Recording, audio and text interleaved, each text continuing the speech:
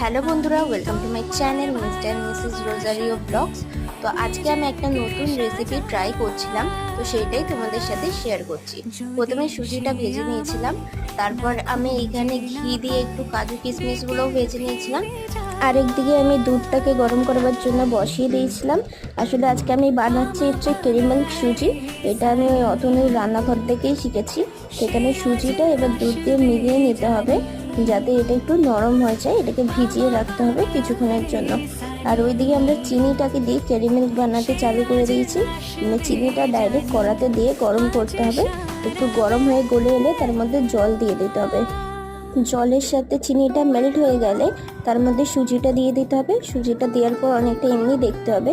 তারপর সুজিটা যখন শুকিয়ে আসবে তার মধ্যে কাজু কিশমিশ মিশিয়ে দিলেই আমাদের ক্যারামেল সুজি রেডি।